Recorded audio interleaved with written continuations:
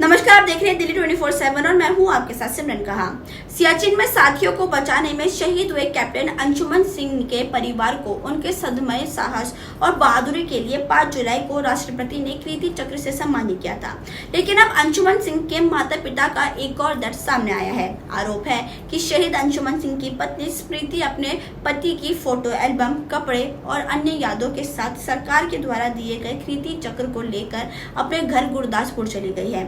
आरोपों के अनुसार वह न सिर्फ माता पिता के शहीद बेटे का मेडल लेकर गई, बल्कि उसके दस्तावेजों में दर्ज स्थायी पते को भी बदलवा कर अपने घर गुरदासपुर का करवा दिया है। हालांकि इस मामले पर अभी तक स्मृति का कोई बयान सामने नहीं आया है।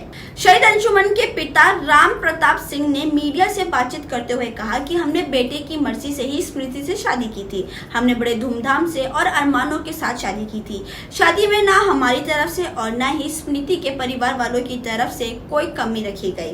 हम सब बहुत खुश थे। शादी के बाद स्मृति नोएडा में BDS की पढ़ाई कर रही थी। मेरी बेटी के साथ फ्लैट में ही रहने लगी थी। उन्होंने आगे कहा कि 19 जुलाई 2023 को जब बेटा शहीद हुआ तब बहू स्मृति और बेटी नोएडा में ही थे। मैंने ही कहकर दोनों को कैब से लखनऊ बुलवाया और लखनऊ में हम सब गोरखपुर गए। वहाँ अंतिम संस्कार किया गया।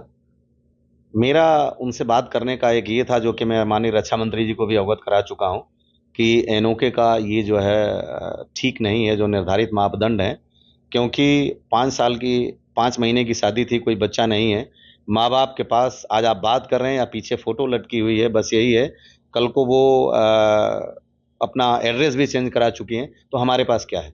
तो आप ज़रूर ये मुद्दा बात आया था कि उठाइएगा कि इसमें एक चेंज होना चाहिए कि कल को जैसे 99 की लड़ाई के बाद हुआ था विल में 67-33%, तो इसमें होना चाहिए कि ठीक से इसकी परिभाषा हो कि एनओके की परिभाषा क्या होगी। वो परिवार में रहेगी तो क्या होगी, नहीं रहेगी तब क्या होगा, बच्चे होंगे तो क्या होगा, मदर फादर मतलब कितने सिबलिंग्स और कितनी डिपेंडेंसी कौन छोड़ के जाता है। तो इसके ऊपर उन चीज़ों में संशोधन हो, ताकि ये ना हो कि पुरानी किसी प्रथा का लेकर के, जैसे कि मैं भोग रहा हूँ कि आज को रेसिपेंट हैं ये कीर्ति चक्र की, लेकिन मेरे पास मेरे बेटे की उसमें बस्ट के ऊपर लगाने के लिए वो चक्र नहीं है और हम हाथ में भी नहीं ले पाए। तो इसमें एक रेशनल तरीके से ट्रांसफॉर्मेशन होना चाहिए। ये हमारा मुख्य था। राहुल जी ने बात रखी, मैंने रखी और राहुल जी ने कहा कि नहीं, मैं निश्चित रूप से इस पे राजनाथ सिंह जैसी भी बात करूंगा और मैं ये बैठ करके इस पे कुछ न कुछ किया जाएगा।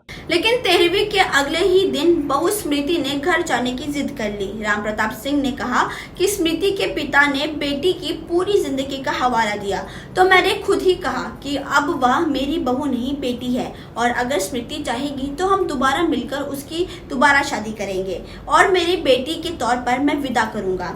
उन्होंने आगे बताया कि स्मृति 13वीं के अगले दिन अपनी माँ के साथ नोएडा चली गई। नोएडा में वहाँ मेरे बेटे से जुड़ी हर चीज, उसकी तस्वीर, उसके शादी के एल्बम, सर्टिफिकेट, कपड़े सब लेकर अपने माँ बाप के पास चली गई है।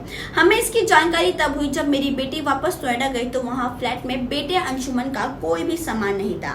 शहीद अंशुमन के पिता ने कहा कि बेटे को उसके अद्भुत साहस के लिए कीर्ति चक्र मिला, तो नियम था कि माँ और पत्नी दोनों ये सम्मान लेने के लिए जाते हैं। अंशुमन की माँ भी साथ गई थी। राष्ट्रपति ने मेरे बेटे की शहादत पर कीर्ति चक्र दिया, लेकिन मैं तो उसको एक बार छू भी नहीं पाया। उन्होंने आगे कहा कि अब तो बहू ने मेरे बेटे के नाम के सिम कार्ड को भी बदल दिया है। मेरे बेटे के परमानेंट एड्रेस, जो उसकी हमसे जुड़ने की एक अकेली पहचान थी, वह भी पता बिना हमारी मर्जी के, बिना हमारी जानकारी के मेरे शहीद बेटे के परमानेंट एड्रेस में अपने घर का पता डाल दिया है। यानी अब भविष्य में जब भी सरकार की तरफ से कोई भी पत्राचार होगा तो वह स्मृति के पते पर होगा। हमारा कोई वास्ता नहीं रहा। आप बताइए अपनी राय। क्या आप लोगों को सच में ऐसा लगता है कि शहीद अंशुमन की बीवी ने अपने ससुराल वालों के साथ गलत किया, या फिर अंशुमन के मम्मी पापा ही कोई चाल चल रहे हैं? ये जानने के लिए आप देखते रहिए दिल्ली 24/7, जहां हम दिखाते खबर दिल्ली की। धन्यवाद।